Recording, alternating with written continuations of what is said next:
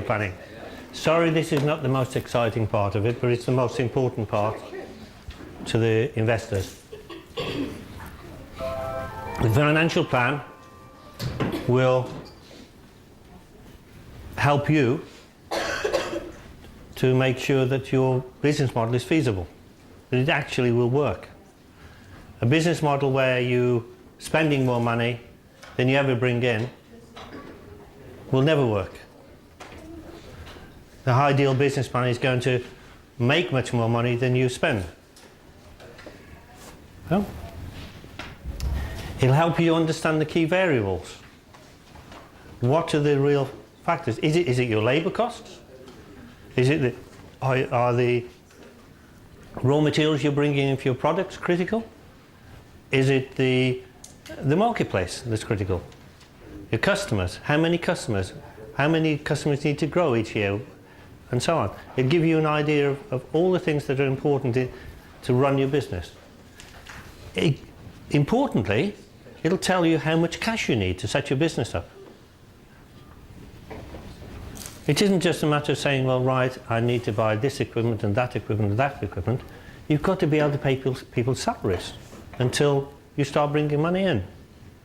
If you're being paid by the Ministry of Health, then it may take 6 months for the money to come in. So you've got to cover that period. The financial plan will allow for all of that. Basically, you can't raise money if you don't have a good financial plan. Some of the assumptions you've got to build in at the beginning, you've got to work out an assumption, you've got to assume a price for your product. You've got to look at what marketplace will bear and try to do cost per unit. Estimate your volumes that you're going to sell. You've got to think about how much it's going to cost to set up your organisation, your business, and how much it's going to cost to operate that. And it's very easy to think, oh, these are all the salaries, I've got all the labour costs, but you've got to think about the insurance costs, you've got to think about the health costs, you've got to think about the transport costs. Everything has to be built in. Because you can't just say, oh, I forgot to think about that, we'll steal the money from a capital investment or a human resources bill and put it into somewhere else. You need to plan it out as best you can. So as far as your revenue is concerned, your income is concerned, you need to think about how many customers you're going to have, how many sales you're going to make to each customer, the number of transactions or units it's called, the price you're going to charge each customer, so you've got a transaction cost.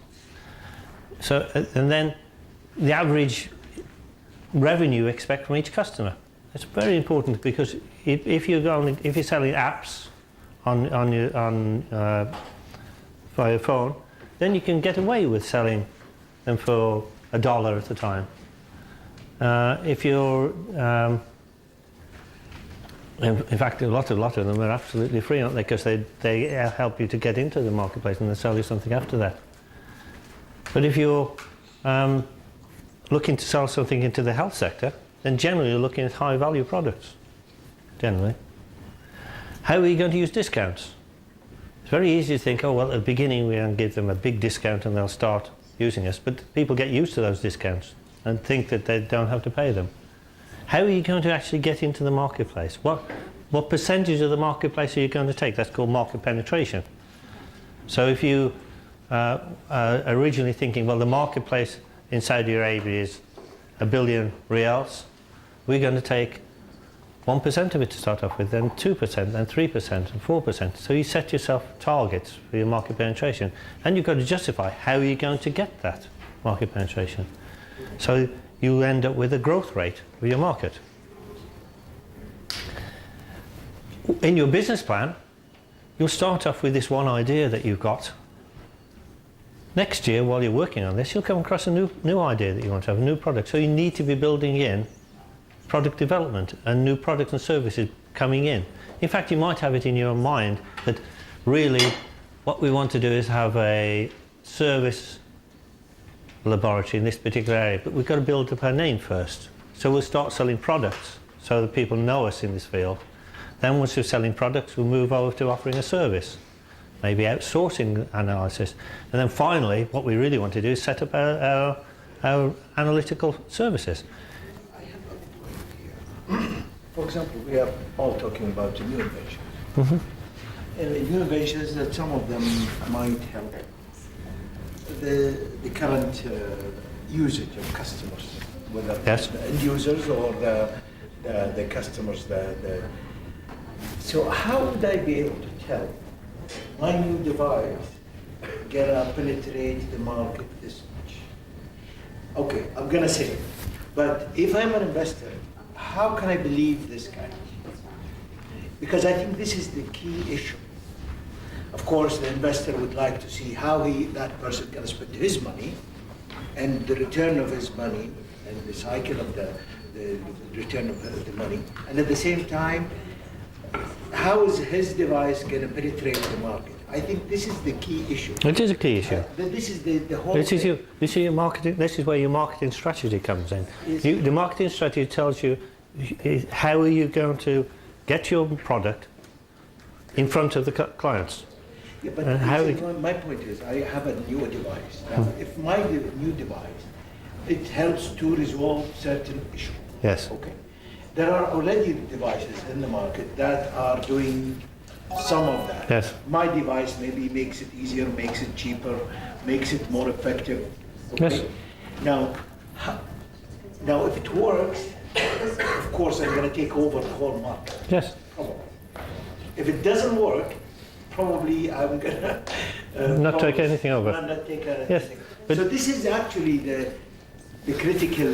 Yes, but you don't start a business up unless you're convinced that it's going to work, Okay. right?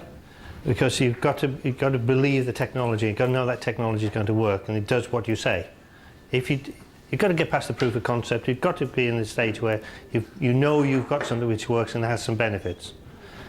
If you say it's going to improve, and we could potentially take over the whole market, that's when you talk about market penetration, because you say, well, right, we know that everybody will want our product, but we're only going for 1% or 10% or 5% of the market, because that's how long it's going to take us to get our product in front of the people. So you have to make some assumptions, and you've got to be able to justify those assumptions with. I have a question about the price.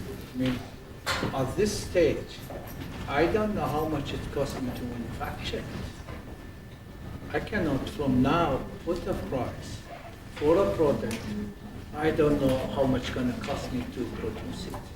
Well, If I have already.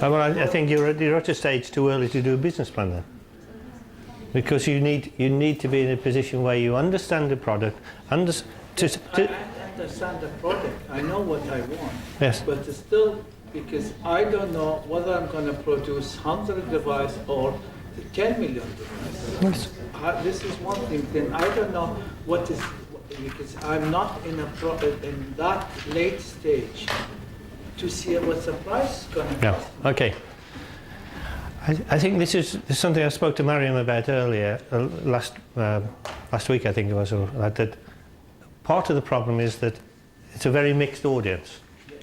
Some of you have products which need developing, need to be worked out on how they're going to work. It's an idea. Yeah. Which is Others have businesses they'd like to, things that could form the basis of a business. So it's a mixed audience. I'm sorry about that, but I'm offering you the advice on how to set a business plan when you get to that stage. It sounds like you two are not going to be at that stage for some time, because you've got to get products developed. You've got to understand you cannot start a business up when you don't understand the manufacturing costs. So I can't answer the questions about that until you. And once a price, you have to understand the manufacturing costs to work out your price. If it's a service, you've got to understand your operating costs before you can work out the price you're going. But the whole competition was not clear at the very beginning. Okay, I've explained. I'm not here to talk about the competition. If you want to talk about the competition, Mariam's at the back. I'm here to try to give you an idea of how to set up a business plan when you get to that stage. If your idea is that good and there's going to be millions who want to have it, then maybe you want to set a business to do it. Maybe you want to set a business to do something else. So, move on. right? Before you start up your company, you've got to register your company. There are costs associated with that. Make sure they're included. You've got to think about the property you're going to be based in. You've got to think about the equipment you've got to have there. You've got to think about the facilities you've got to set up there. You'll have to take on people to work with you before your plant your business is set up, your laboratory is set up, your manufacturing facility is set up. You've got to think about their costs. When you get to the stage of having a product, you've got to start, before you get to the stage of I think so. There's extra copies over there. Okay. You've got to think about your marketing budget. You've got to think about how you're going to promote what you're doing. And there are lots of other expenses. Just think about everything you need to be setting up your business, which is called your pre-establishment cost. Can we move on? I need to move fairly rapidly. If you're manufacturing, then you've got to think about your raw materials. You've got to think about the utilities and rent. You've got to think about your sales and marketing, your research and development. You know, patenting costs can mount up quite considerably. At the beginning it's very cheap, but by the time you get to having a PCT, a patent in different countries around the world, you can then start ending up having quite significant patent bills. But you only do that if you think you're going to sell into those areas, or if you're going to license it to people that want to sell into those areas. The general admin, the salaries, the recruiting expenses, the money you take out at the beginning, you could have taken it out as a loan. So make sure you put your loan repayment into your financial plan. I think it's very important to know what is the maximum fund I have to get so I can plan for it. For example, if the maximum is, let's say, 1 million or 10 million, I can organize myself, hire people according to this plan. So I believe it's very important to know that or whoever tell us how much they're going to support us. Well, Bader doesn't give any money out. This is the example. I mean. No, but you should not be working from the point of view of how much money is available. You should be working from the point of view, how much money does this business need? And that's what the financial plan works out for you. You work out the cost of setting up your business. Right, you have to have an idea of what you want to do in your business. Yeah, I know about that. Shall I make it small or medium or large? That's what I mean. The production, the mass production, can be 1,000 or 10,000 it's up to you. or 100,000. You have to set your ambitions for your business, and where you think it's going to be most profitable, how you think it's going to work best, and then you go and sell that idea. You go and convince people to invest in it. You don't limit yourself to 1 million or 10 million. You limit yourself to what the business needs. So, if you say you want to make, you have to work out, as I said earlier, work out what the marketplace will be for your product. Right? Whether you're selling 100, whether you're selling 10,000 or 100,000. You have to decide where in that range you comfortably think you can run a business. And then you have to go through a financial planning process to make sure that it's actually profitable. It may be that you have to be 100,000 because of the cost of the raw materials or the cost of manufacturing. Because once you start manufacturing on a large basis, the unit costs come down. If you're making 1 or 2, then the unit costs are always going to be very high. So it really is a matter of, the advantage of the model I give you is that you can change the numbers. Say, right, I'm going to produce 100, how much money will I need to set that business up? I'm going to produce 100,000, how much will it cost to set that business up?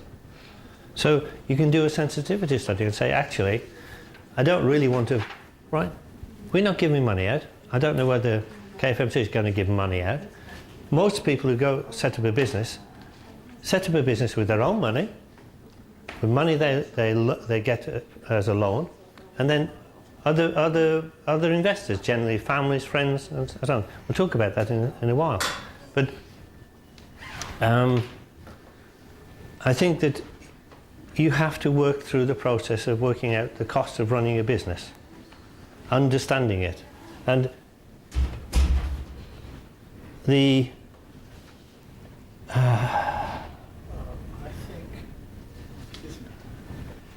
think, let's make it simple from my point of view, because I went through this a couple of times, from idea all the way, a device on the market.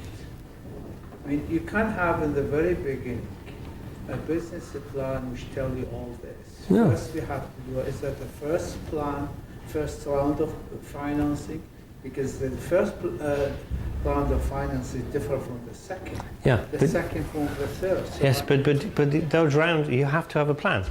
Otherwise, people won't invest in you, even in the first round. Again, that's why I said, I mean, to answer his question, part of it. Yes. If you are going for the first round, it's not the same amount of money you're going to ask. Yeah. If you are going for the third round, which is international, then you speak about 10 to 20 million. Yeah. But again, you should know which phase you are. Yeah. Well, I'm going to talk about that in a while, about the phases, because investors don't want to give you money all at once, because you may waste it. So they'll give you it in tranches, and you sometimes have to go back and say, well, right, this is our plan. We're going to start off, we start off with Riyadh. We're going to take over Riyadh. Once we've satisfied that, we're going to take over Saudi Arabia. To do that, we'll have to invest in offices in Al Jof, in Jeddah, in Jazan, in Dammam. And that's going to be an extra investment we want from you, the investors. And then we want to go on to the GCC, we want to go to the world. So you have a phased investment. Or, if your product grows much more rapidly, if you've got a product and it's really taking off, you generally go for a second round funding of a fairly large scale, because you want to get it into the world quickly. But we'll come on to that in a while. So what we're talking about now is I want to move on, is the thing in your financial plan is comparing variable costs with fixed costs. Variable costs are costs which vary depending on how much you make. So whereas fixed costs, you have to pay regardless. You're going to have to pay the secretary the same salary whether you make one product or 10,000 products. You might need to have two secretaries when you make 10,000 products, but it's not directly proportional to the sales. So the fixed costs are the expenses there no matter what. And then you end up with the gross margin, which is sales minus the variable costs and the fixed costs. So that's your gross margin. That's how much money you've made after you've taken all your direct costs out. You'll need to produce financial statements, a business plan, a balance sheet. That's basically a snapshot showing that all the money you committed, all the money you've committed and where it is. How much money is owed to you by suppliers, by creditors, and how much you've got to pay to suppliers. It balances out the money you've got in the bank with the money that you've got to pay out. You need a profit and loss statement. That tells you when you're profitable. At the beginning, most businesses make a loss because they've got money, but on an operating basis, they're spending money before the sales come in. And then the cash flow statement. The cash flow statement really defines how much money you need. Because as I said earlier, if you're paid by the Ministry of Health, it may take 6 months for the money to come in. So you need to have a larger operating cost, a larger payment. And the cash flow is very, very important. So this is what a balance sheet would look like. You've got all your assets on one side, your cash, your debtors, your stocks, your fixed assets, your equipment. So you end up with the total value of your assets, how much money you've got in the bank and everything. Then on the other side, you've got your liabilities. Everything that the business owes. Current liabilities you have to people, your creditors, short-term loans you've got to pay back, long-term liabilities, equity. So in a balance sheet, one side has to balance the other. So you can show to the investors, this is how it's going to end up at the end of each year. Can we move on, please? So profit, very straightforward, as you'd expect. Sales minus the cost of making the goods is your gross profit. You take the overheads off. I didn't make this slide, so I don't actually think this is right. It's profit before tax. Go back. But everyone wants to know the profit after tax, because here the tax is relatively low unless you're a foreigner owning a company, and it's relatively high. So profit after tax is a very important thing. I think the zakat is not worked out as 2.5% of profit.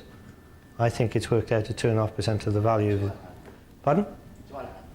Of the profit or the value of the company?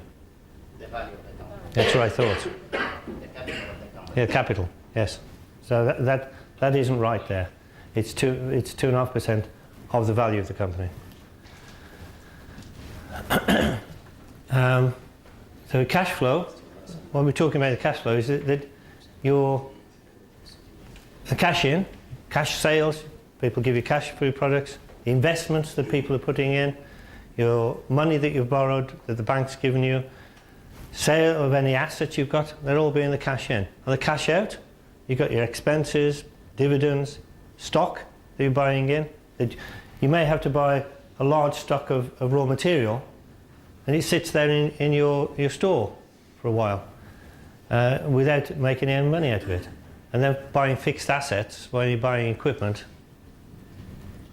You didn't mention the break-even point, because it's very important to the investor also. Yes. Yes. Come. It's not. Okay. Okay. The break-even point depends on your business, because if you're working in a commercial,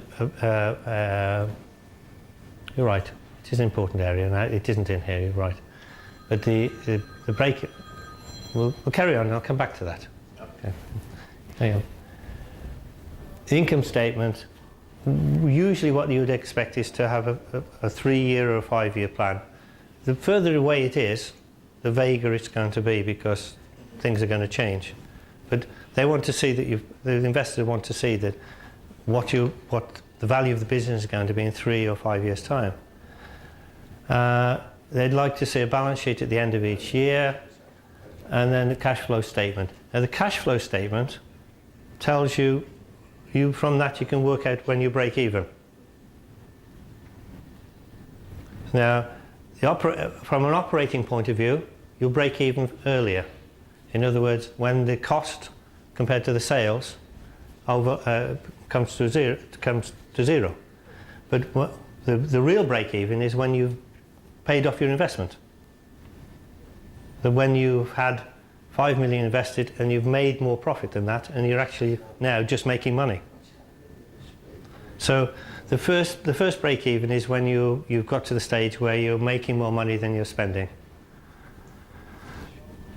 But the most important break even is when you've paid everything off and you're free to get on with your business. So you don't owe the bank any money, you're not paying out those debts. But you've got to get to the stage of this first break even of making more money than you're spending as quickly as you can. But you build it in. If you're talking about a development of a pharmaceutical product, or a product that's going to have to get regulatory affairs, you may not make money for 5 years. So your break even may start in 7 or 8 years' time. If you're talking about getting some software onto the marketplace, if you don't break even within 6 months or a year, you're never going to break even, because the market will have changed. So break even is something they'll be looking for as an investor, but they'll be looking for it as a way of judging. They'll judge it against the marketplace that you're in. You can't expect a medical product to be breaking even in a year or 2 years, unless it's just a substitution, a tweak on something that already exists there. And you're not going to run a business just on that. So just move on. So we'll miss this one, I think. As we talk about phased funding,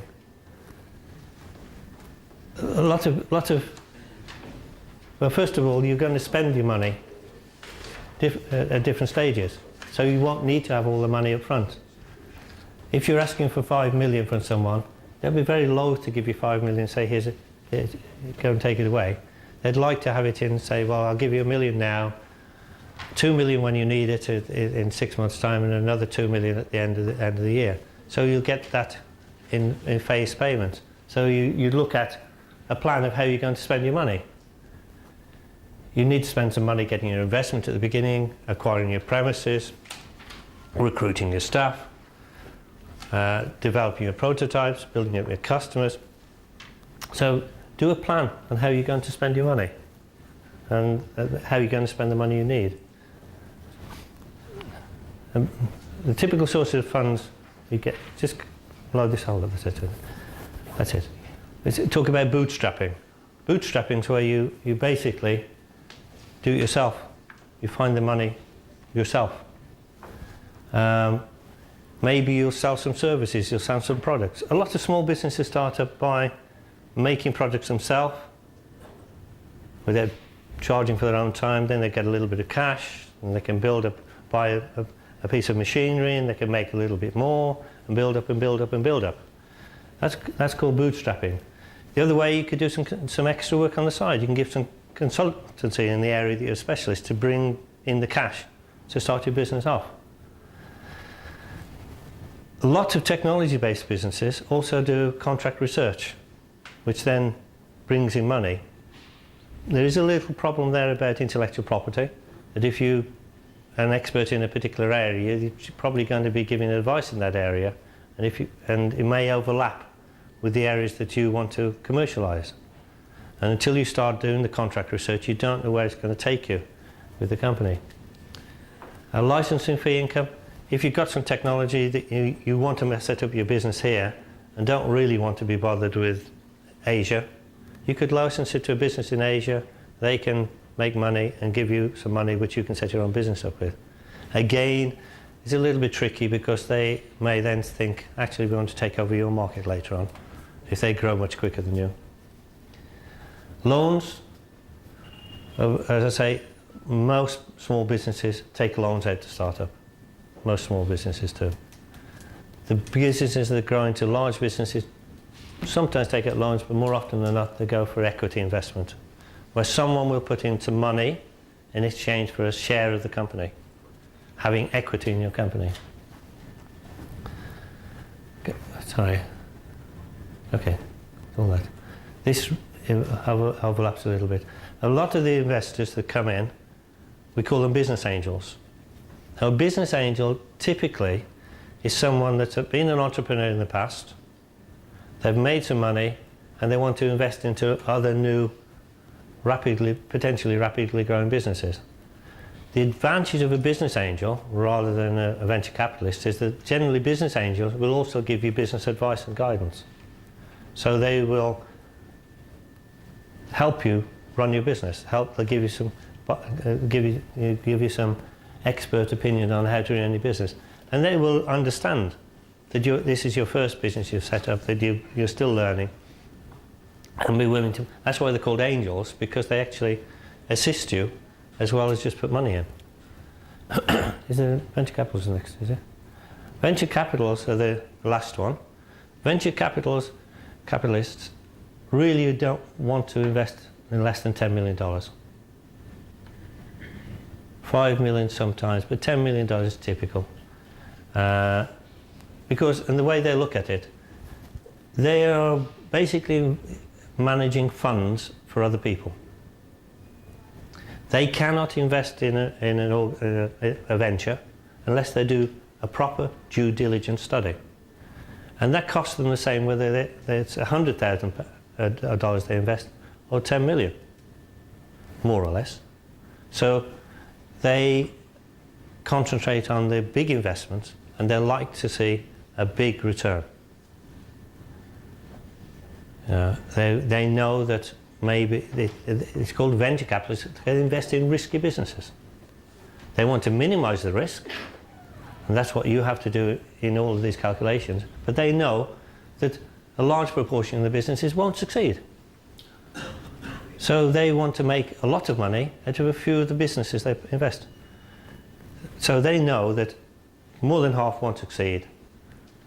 A large proportion of what's left will just make a little bit of money. One or two will make lots and lots of money. And that's the model that they work on as venture capitalists. So they are driven by greed. They want every project that they fund to come back with tenfold return in 3 or 4 years' time.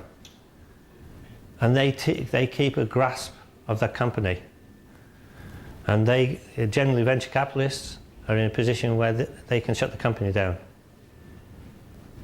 Because it's their money that they've invested. And if they feel you're going in the wrong direction, they want to minimize their losses, they'll shut the company down and sell off the assets.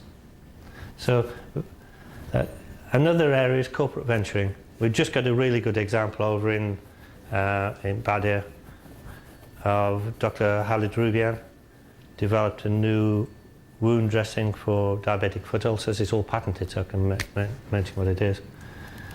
And it's based on chitosan. The chitosan is extracted from prawn shells. Saudi Arabia has the largest integrated prawn farm in the world. The second largest export from Saudi Arabia to Japan are prawns. So there's lots of shells left over. So the shells are waste material. So Dr. Rubian's developed a new wound dressing based on this chitosan and some antimicrobial agents. And the National Prawn Company, owned partly by the Al-Raji family, see it as an investment for them. So they, as are corporate investors in this new business, they own something like 50% of the business. They see it as a way of them getting rid of their waste materials. Dr. Rubian sees it as a new health product that he wants to get into the market. His name is, Sorry, Dr. Khalid Rubian. Rubian. Yes. Rubian. Rubian. Sorry, am I saying prawn? Sorry. Sorry.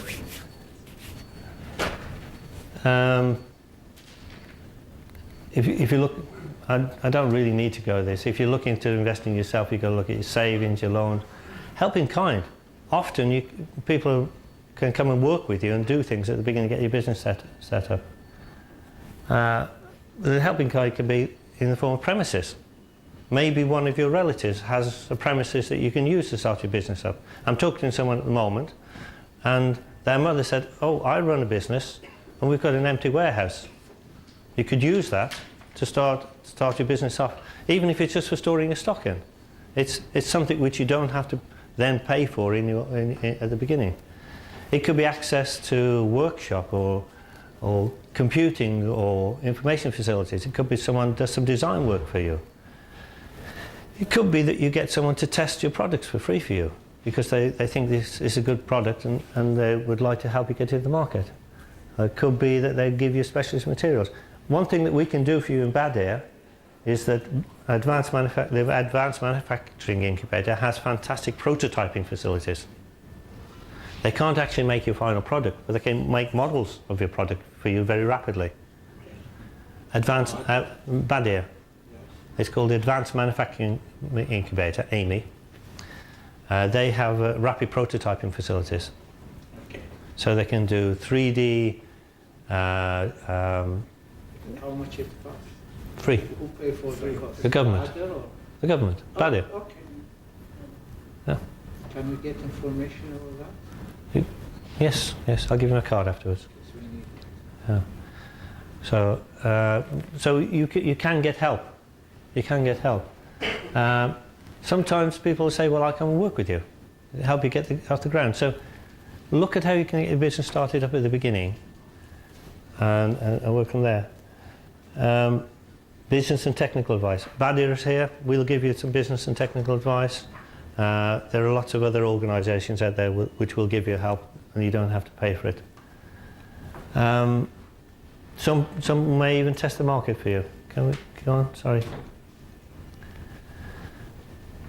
I'm just looking at the time. I think let's skip these parts. Because I talked about them fairly quickly. These are the details of how it's all in here, so I don't need to cover them. I'm talking about how you can get. We'll stop on this one. The second class was after self-funding, was getting government grants. It could be that you can get a government grant for your product. KAUST have It used to be Badir, but now it's been handed over, CAC's Badir, now handed over to KAUST. Have a fund available to do prototyping. They have a fund available to help you develop your marketing plan. So there are grants available to help you with that part of things. The competition here is actually a way of, at the end of the day, a grant that's going to help you take your project forward. The problem is that grants generally are limited in size. I don't know the Saudi situation exactly at the moment, but in Britain you can get research and technology grants to help you get your product from the idea phase through to the proof of concept phase. We have the same in Switzerland. Yeah, same in Switzerland. It's the same in most countries. I think KAUST is handling that at the moment. They'll also pay for the patenting. You have to look very carefully what is covered and what isn't covered. You have to look very carefully at whether there's any limitations on what technology can apply to, and also who owns the intellectual property.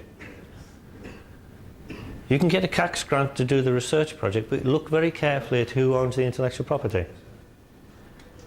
When you work with KFMC money, think about who owns the intellectual property. Mariam, what's the situation at the moment?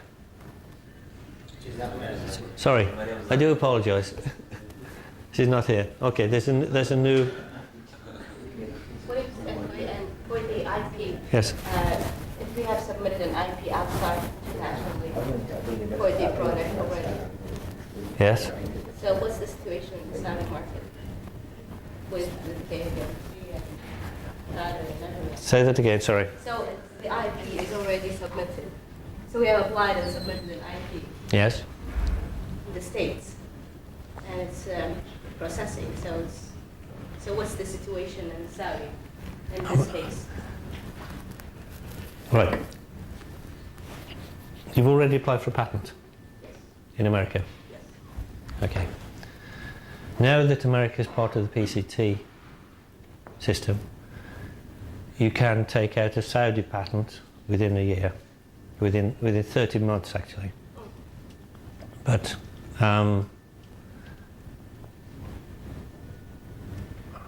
30 months of you submitting the original proposal, the original patent. And you can take it out, as long as you go through the process of PCT, you can take out a patent throughout the world. You know, different countries, 189 countries I think it is, something like that. It's American people. Pardon? The American people. Well, America, anyone that's signed up to the PCT, Because It- Saudi Arabia now is part Saudi of Arabia is this. now part of the Yes, 60 PCT. years since it's part No, of no, since 2 months ago. Yeah. 2 months ago. The PCT is the Patent Convention Treaty. We were part of the Paris Convention before, which meant that we recognised the patents from other countries and enforced them. But now we, Saudi Arabia, are part of the PCT, the Patent Convention Treaty. It means that we can file a patent in Saudi Arabia, and then within 30 months you can take it out in any country that's signed up to the PCT. There you go.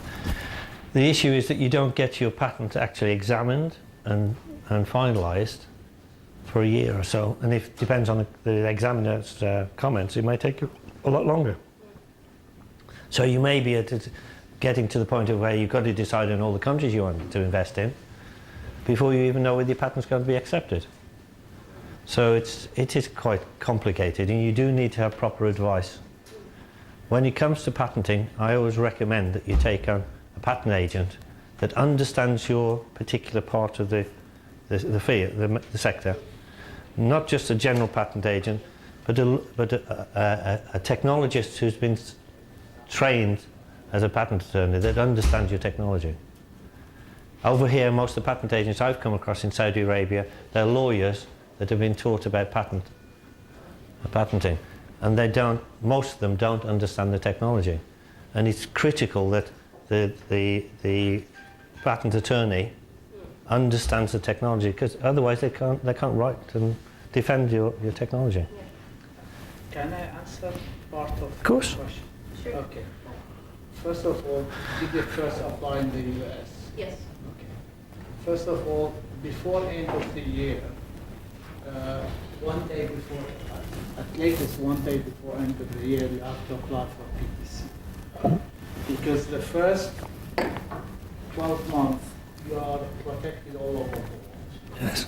But you have to go to PTC to have a protection for another 18 months. This is what we speak about, Yes. 30 months. Yes. After this 30 months, you have to go to each countries where you want to protect your patent. Okay?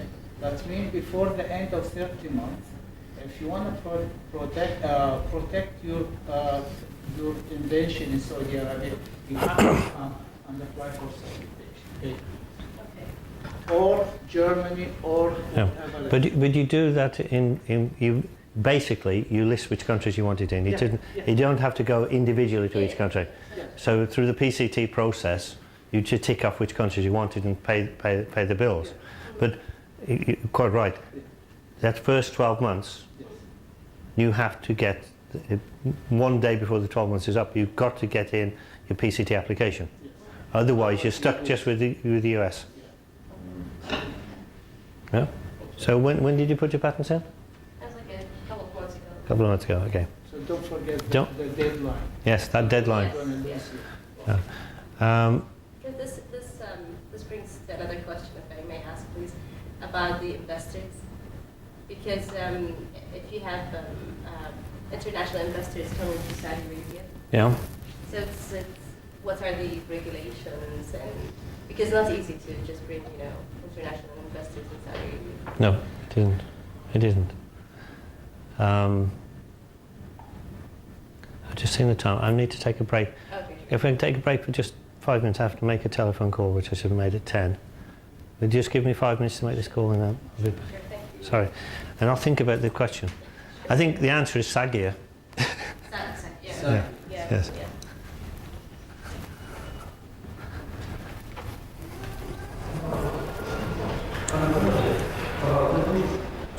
Rather than businesses that they want to run. And that the financial planning I've got here is too detailed for what you need. So I'd like to divert the conversation a little bit, if that's okay with you, away from the business planning to the intellectual property side of things. Have you been given guidance and advice by... Actually, I was, if you allow me, I was surprised to have such a presentation for this competition. This is a competition, right? It's a competition, right, Maria? So it's a competition for ideas. Some of them they had patents, some of them they had patent application, and the majority they were just ideas. I listened to some of the presentations given.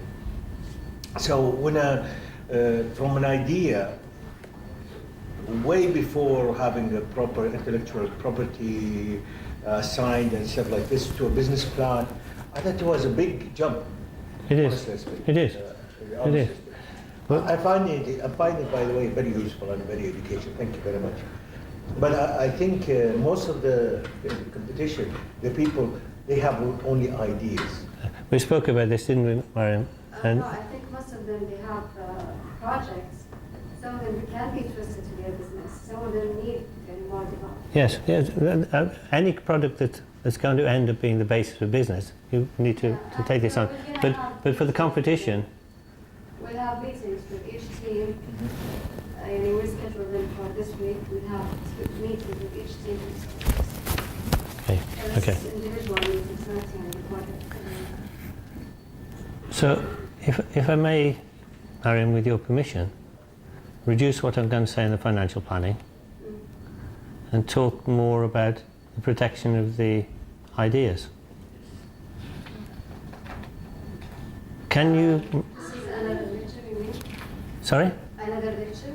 No, talk rather than a lecture. Now. But it depends on your... It's not in here.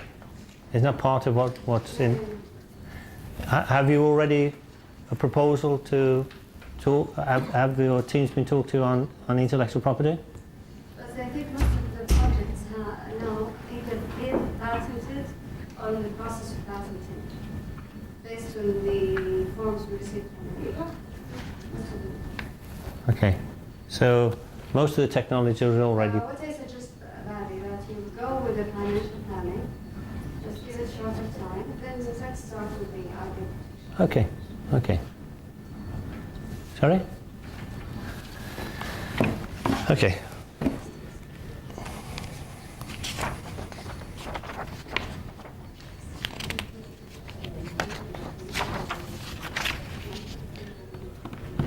We have these 3 days ago. Yes. Where do you guys announce these courses? We send them by email to a mailing list. Okay. We put posters up in faculty medicine and How can I be on your mailing list? ask Mariam. Mariam, can you let us have everybody's email address? My email? No. Yeah. Everyone. No, not now. Our email is passed over to Badr, so it can be on their email For the workshops. for the workshops. Yeah. And what I'll do is I'll send Mariam. I'll send you the presentations and the templates for you to circulate to everybody. Okay. So, government laws. Let me just have a look. I just want a quick look.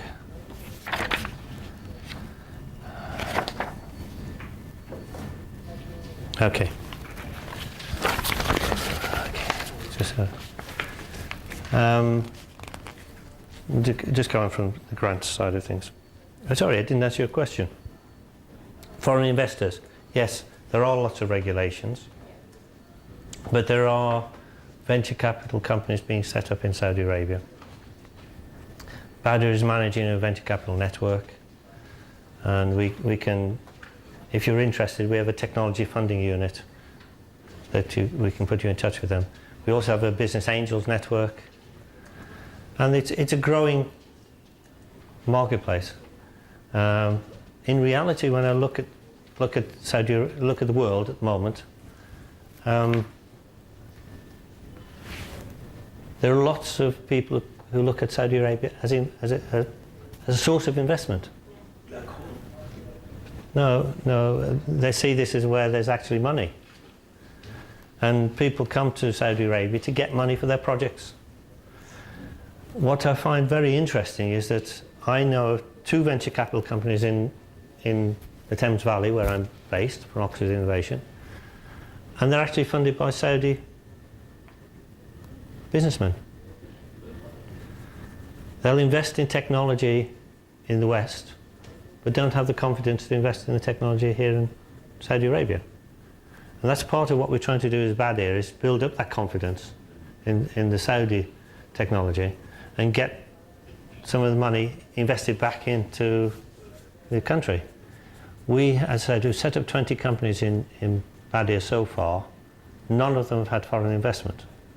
We've found there's a very different marketplace here in Saudi Arabia. In Britain, you can get small amounts of money, £100,000 or below, relatively easily, one way or another.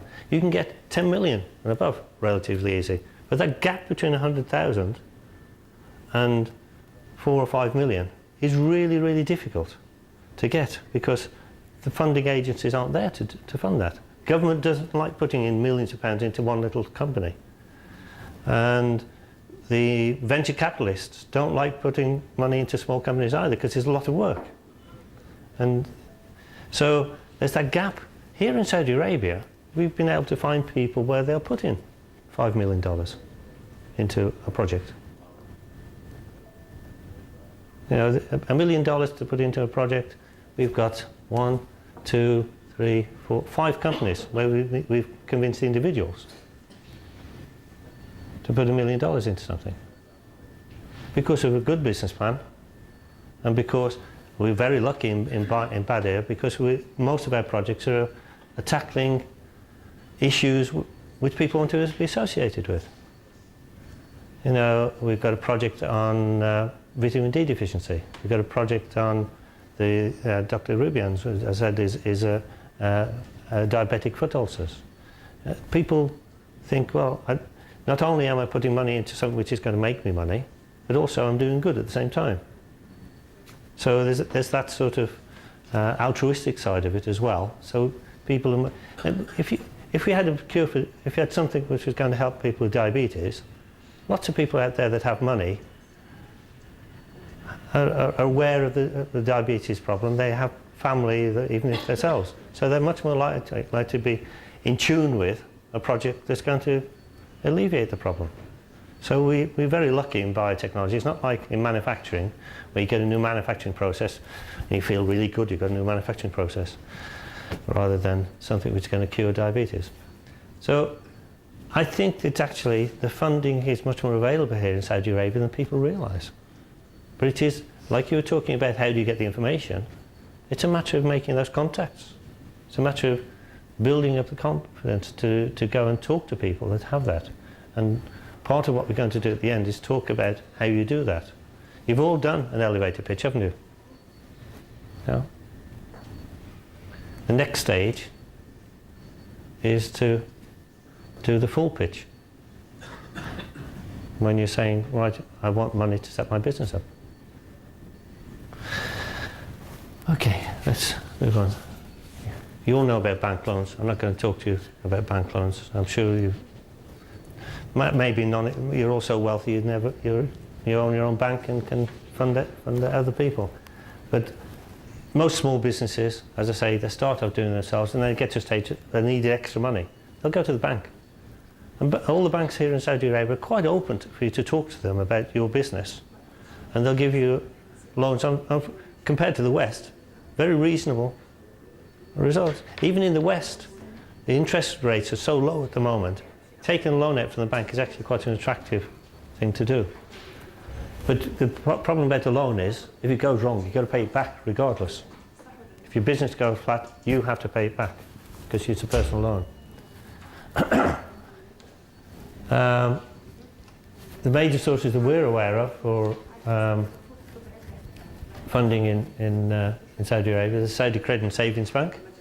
That does have a remit to fund technology-based businesses.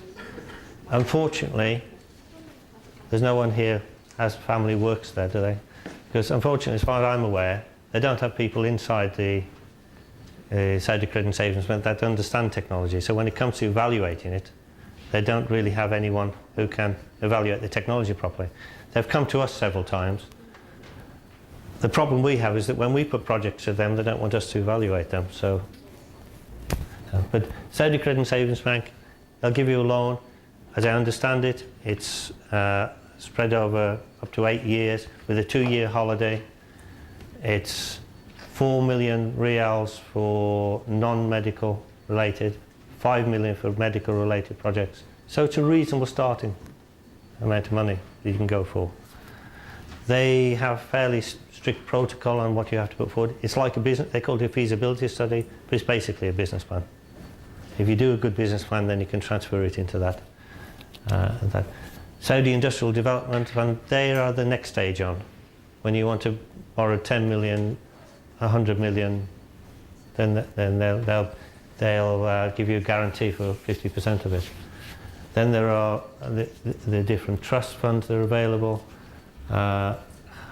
Kafala.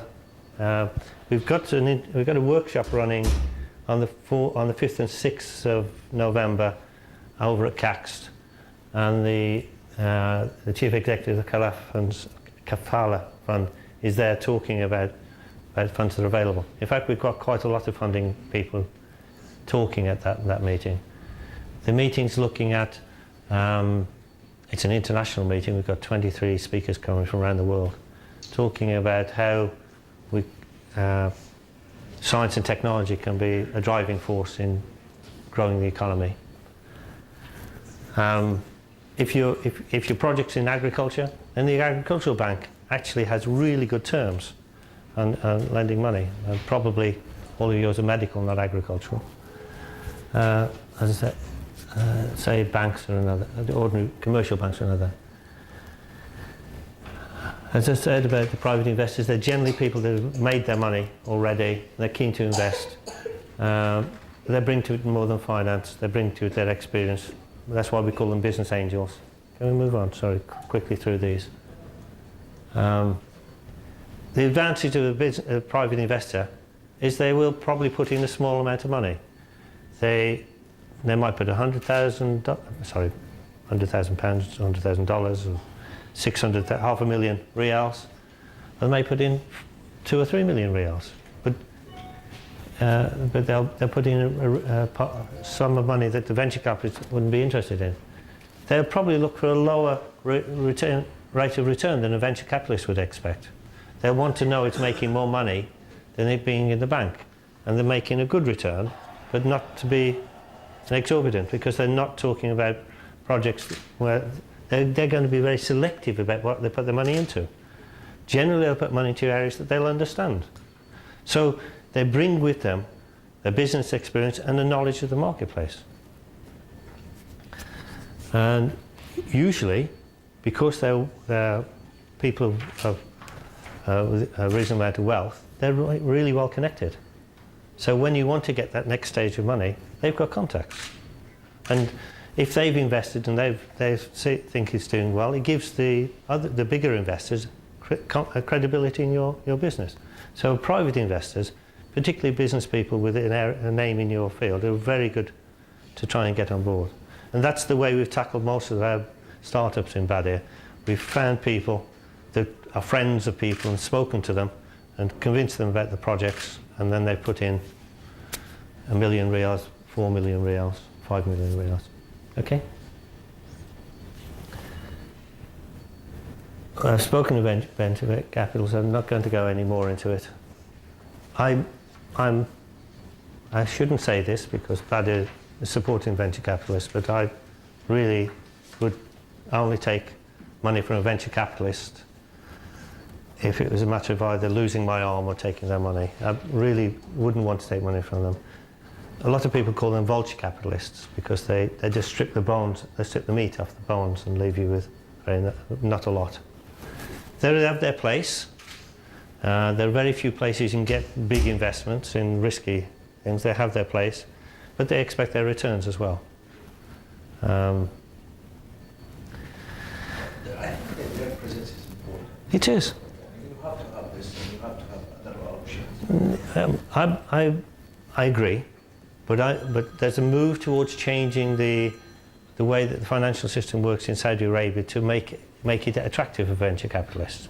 I don't agree with that, because I don't think that there's any need here in Saudi Arabia. There's enough money in Saudi Arabia under Islamic rules about lending that you don't have to break those rules to attracting the venture capitalists. I mean, even under Christian rules, there are things about giving too much money, taking money on exorbitant interest rates. And that's what this comes out to, 100% annual return a year. Expecting that is expecting more money than, it's greed, basically, it's greed. So that's just me as a person. I don't think that we should be changing the Saudi laws to attracting the venture capitalists. There's enough here to attract them anyway. There are some things about the way a business is set up that need to be regularised. I'm not arguing with that, but I don't think we should change it just because of venture capitalists. Okay. I spoke about corporate venturing. It's been a larger company. A lot of larger companies now are not expanding. They're actually investing in small companies, hoping that small company will grow and start a new market for them. They don't. Exactly. I have a question about this. What about do they invest under their social responsibility, like? Sometimes, yes. GE, for example, have a very large. General Electric has a very large social responsibility budget, well, reasonably large social responsibility budget, and they invest in businesses.